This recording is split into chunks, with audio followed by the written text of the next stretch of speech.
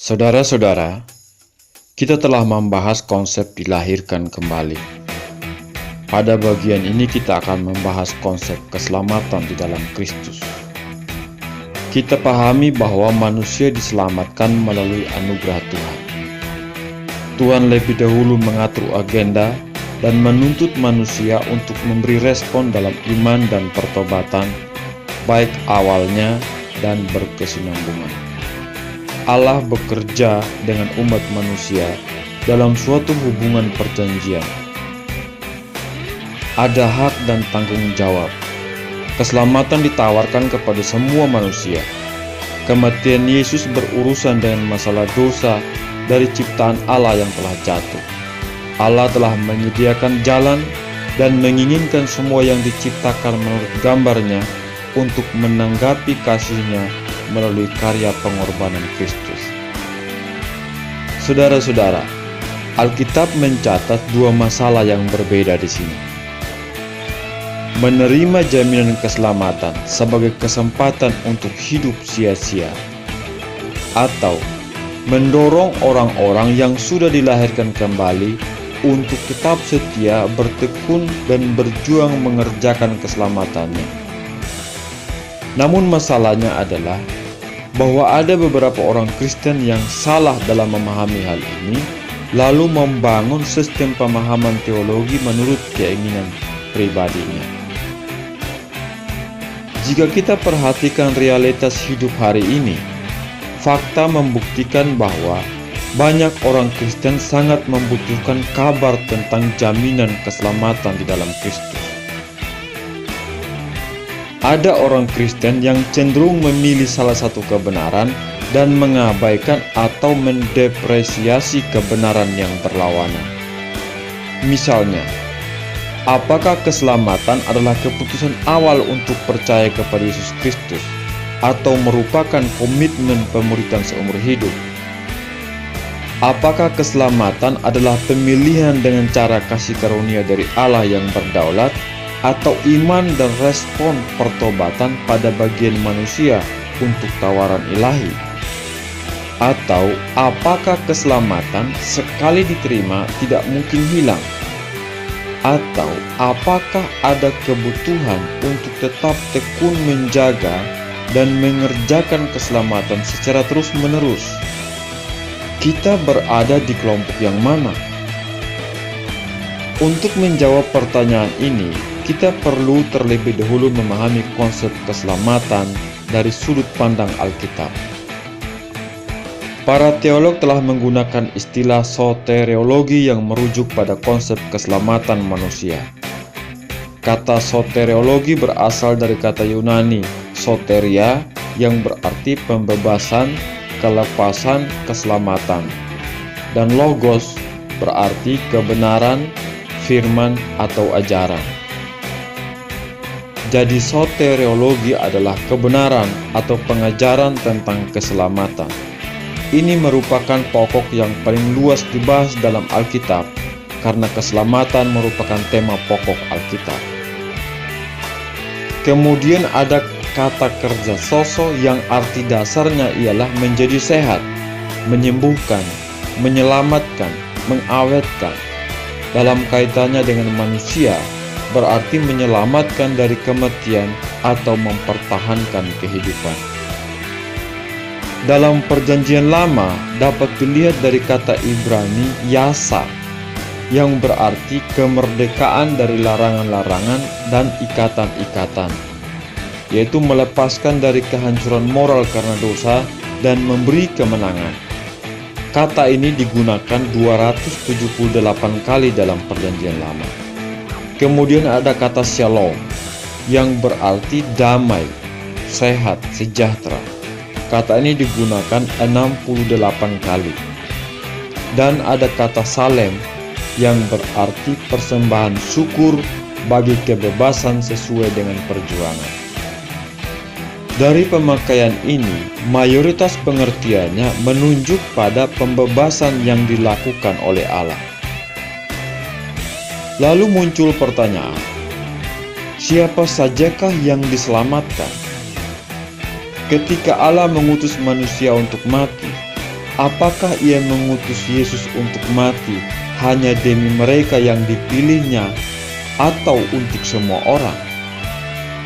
Menurut pandangan orang-orang yang mengkelompokkan diri sebagai pengagum Calvinis, berpandangan bahwa Kristus hanya mati bagi orang pilihan.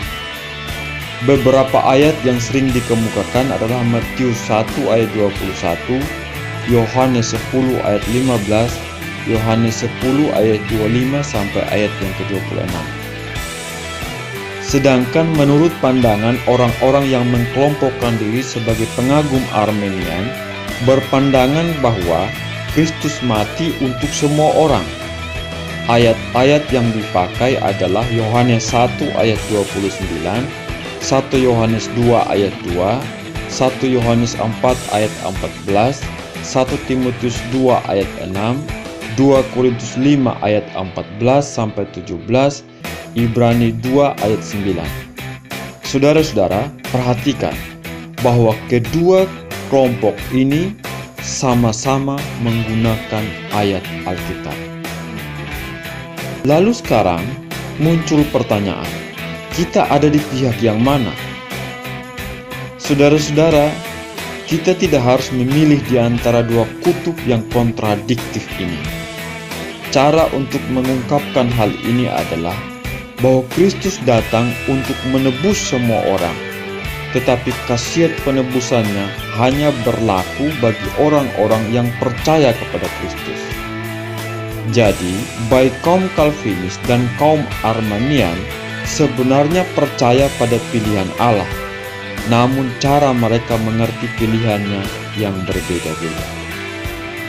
Karena itu kita perlu memperhatikan apa yang Alkitab katakan tentang keselamatan. Saudara-saudara, keselamatan mencakup 3 dimensi waktu dan 3 tahap.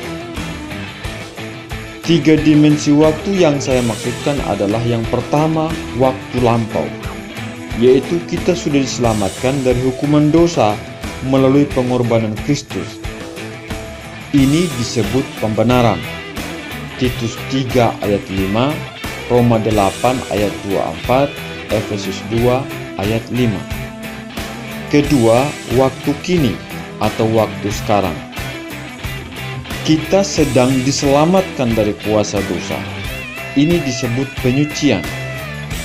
1 Timotius 4 ayat 16, Filipi 1 ayat 19, Filipi 2 ayat 12, 2 Korintus 1 ayat 5 sampai ayat yang ke-6, 2 Korintus 7 ayat 9 sampai ayat yang ke-10. Dan yang ketiga, waktu yang akan datang. Kita akan diselamatkan dari hadirat dosa. Ini disebut pemuliaan.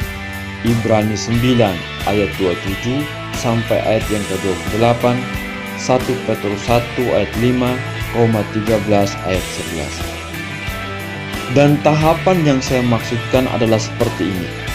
Tahap pertama adalah pada saat seseorang menjadi orang percaya kepada Yesus, ia diselamatkan dari hukuman dosa.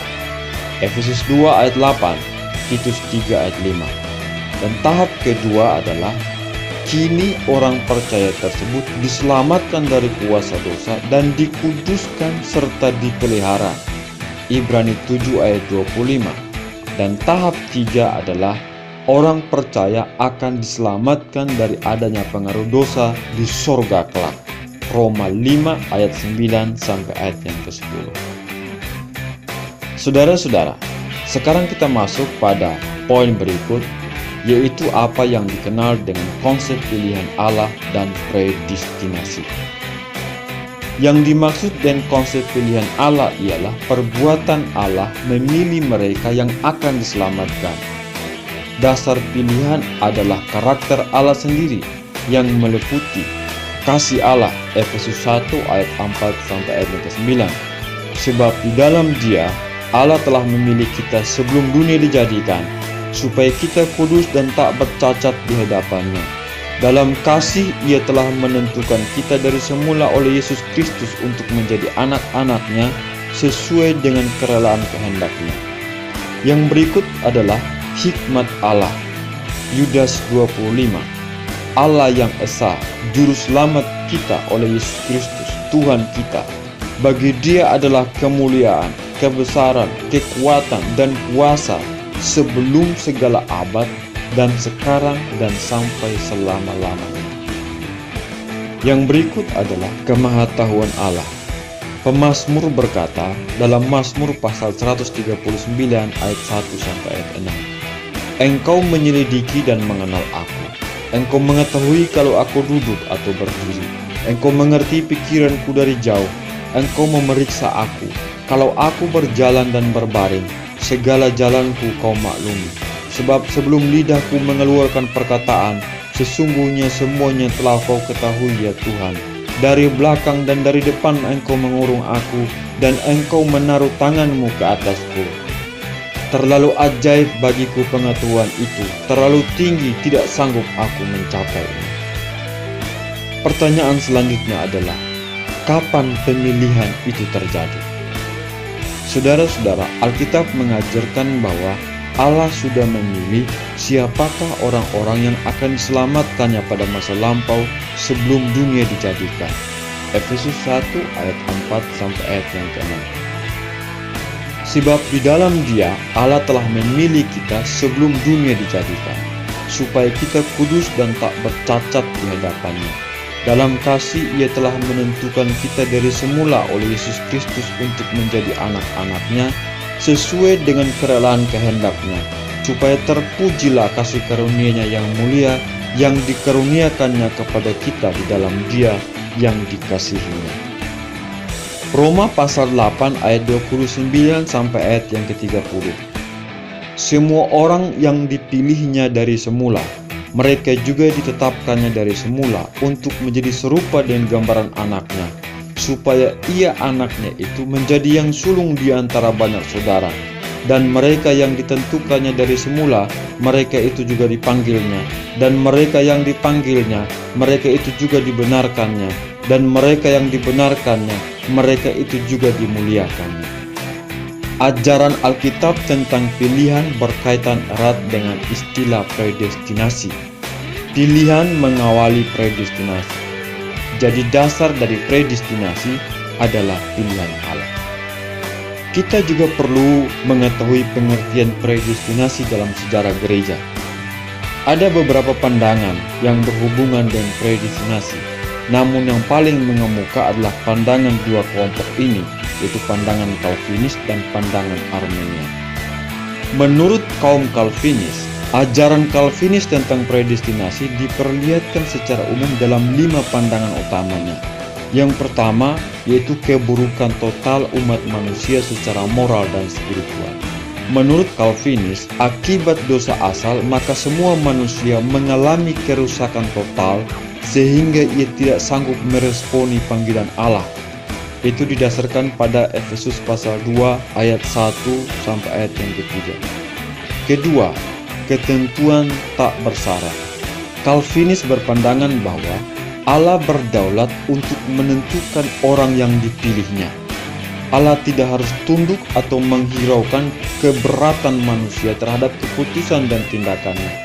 Ayat yang digunakan Matius 20 ayat 13 sampai 15, Roma 9 ayat 20 sampai ayat 21. 3. Pendamaian terbatas kepada orang pilihan.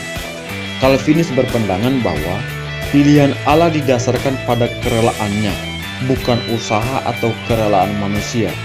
Pilihannya mutlak, tidak berubah-ubah dan tak bersyarat.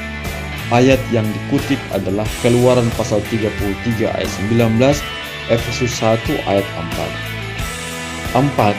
Anugerah yang tidak dapat ditolak. Calvinis berpendapat bahwa dosa telah melumpuhkan kehendak bebas, free will manusia. Manusia berdosa itu seperti burung yang sayapnya patah. Burung itu bebas untuk terbang, tetapi tidak bisa karena sayapnya telah patah. Jadi keselamatan adalah anugerah Allah semata, bukan karena usaha manusia. Kelima, ketekunan sampai akhir. Calvinis berpandangan bahwa orang yang telah dipilih Allah akan bertekun sampai akhir. Jadi, sekali selamat, tetap selamat. Sekarang kita masuk pada pandangan Arminian. Pandangan ini dipelopori oleh Jacobus Arminianus yang hidup pada abad ke-17 di Belanda. Dia berpandangan seperti ini. Walaupun sudah berdosa, manusia masih sanggup meresponi panggilan Allah atau percaya. Semua orang sanggup percaya atau meresponi panggilan Allah. Ayat-ayat yang sering digunakan adalah Yesaya pasal 55 ayat 1. Ayo, hai semua orang yang haus, marilah dan minumlah air. Dan hai orang yang tidak mempunyai uang, marilah, terimalah gandum tanpa uang, pembeli dan makanlah, juga anggur dan susu tanpa bayaran. Dan Matius pasal 11 ayat 28. Marilah kepadaku semua yang letih lesu dan berbeban berat, aku akan memberikan kelegaan kepadamu. Ini adalah awal tawaran keselamatan dan diharapkan oleh Allah manusia dapat meresponinya. Allah mendasari pilihannya atas kemahatauan yang semula. Pengertian ini berdasarkan pada kata prognosko, yaitu Roma pasal 8 ayat 9, sebab semua orang dipilihnya dari semula. Mereka juga ditentukannya dari semula untuk menjadi serupa dan gambaran anaknya, supaya ia anaknya itu menjadi yang sulung di antara banyak saudara. Jadi predestinasi atau ketentuan Allah untuk keselamatan berdasarkan pengetahuan sebelumnya dari Allah tentang bagaimana manusia akan kemudian meresponi panggilannya. Jadi inisiatif untuk pilihannya berdasarkan keputusan manusia yang Allah ketahui sebelumnya. Allah menghendaki supaya semua diselamatkan.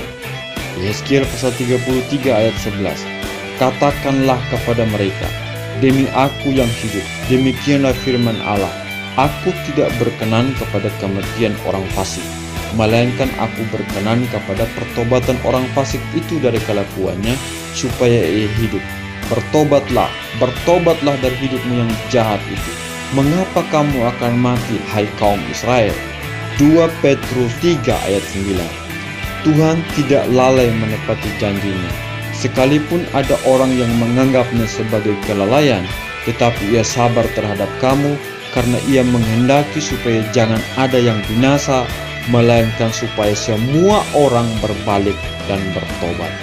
Penebusan Kristus tidak terbatas, tetapi hanya berdaya guna bagi orang yang mau menerimanya. Jadi, menurut kaum Arminian, manusia memiliki kebebasan untuk menerima atau menolak anugerah Allah.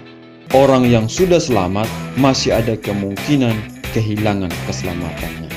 Sekarang kita masuk pada poin berikut. Lalu apa tanggapan kita terhadap kedua pandangan ini? Saudara-saudara, pandangan Calvinis agaknya kurang berlaku adil terhadap ayat-ayat berkenaan dengan kehendak bebas manusia, serta perintah dan ajakan Allah kepada manusia untuk percaya. Secara praktis dapat dikatakan bahwa Calvinisme bisa mengakibatkan fatalisme atau melumpuhkan daya manusia. Sebaliknya, pandangan Arminianisme kurang berlaku adil terhadap ajaran Alkitab tentang kedaulatan Allah dan kerusakan manusia. Secara praktis dikatakan bahwa Arminianisme terlalu mementingkan perbuatan manusia dan mengorbankan anugerah Allah. Arminianisme juga tidak memiliki dasar yang kokoh tentang kepastian keselamatan. Mencari jalan tengah adalah mustahil apabila kita merumuskan ajaran Alkitab. Namun kedua pihak harus mengakui bahwa kedua kutub itu diajarkan di dalam Alkitab, sehingga yang satu tidak boleh dikorbankan karena penekanan atas yang lain. Kedaulatan Allah harus diajarkan sedemikian rupa sehingga tidak mengorbankan kehendak bebas manusia. Sebaliknya, kehendak bebas manusia harus diajarkan sedemikian rupa sehingga tidak memperkosa kedaulatan Allah. Jadi, sekalipun tidak ada jalan tengah di antara dua kutub ini, sangat perlu dan mungkin bagi kita untuk menjaga keseimbangan. Sekarang kita masuk pada kepastian keselamatan. Alkitab menyatakan bahwa setiap orang yang percaya kepada Yesus pasti selamat. 1 Yohanes 5 ayat 10 sampai ayat yang ke-13, Yohanes 3 ayat 16, Yohanes 6 ayat 47. Seorang percaya dapat bahkan harus yakin akan keselamatannya. Jikalau ia tidak yakin akan jaminan keselamatan, berarti ia telah menganggap Allah sebagai pendusta. Dasar keyakinannya adalah firman Allah yang kekal. 1 Petrus 1 ayat 25 berkata, tetapi firman Tuhan tetap untuk selama-lamanya. Saudara-saudara, orang yang berusaha selamat dengan amal kebaikan tidak mungkin memiliki keyakinan keselamatan dalam dirinya. Ia hanya dapat berkata, mudah-mudahan, atau mungkin saya selamat. Hatinya dipenuhi dengan keraguan karena ia takut jangan-jangan usahanya tidak memenuhi syarat untuk diselamatkan. Tapi dalam hati setiap orang yang percaya kepada Kristus, Roh Allah bersaksi bahwa ia adalah anak Allah. Roma 8 ayat 16. Orang Kristen sejati juga tidak perlu ragu-ragu atau takut kehilangan keyakinan ini. Ia tetap beriman kepada Tuhan Yesus yang sanggup memelihara dia sampai kedatangannya yang kedua. Filipi 1 ayat 6, 1 Timotius 1 ayat 12. Tentu ia akan menghadapi banyak cobaan dan ujian iman. Namun bagaimanapun sulitnya persoalan itu, kepercayaannya kepada Kristus harus tetap kuat. Yohanes 10 ayat 27 sampai 30. Sebab tidak ada satupun yang dapat merenggut keyakinan itu dari dalam hatinya. Memang ini seperti anak kecil yang bisa jatuh ke dalam lumpur. Kita kadang-kadang bisa jatuh ke dalam dosa. Bila kita jatuh dalam dosa, tidak perlu lagi kita menerima Kristus berulang-ulang, karena Yesus hanya diterima satu kali saja. Ibrani 13 ayat 5b. Yang perlu kita lakukan adalah mengaku dosa kita untuk mendapat pengampunan dan pembaruan dari Allah. Tuhan memberkati kita. Amin.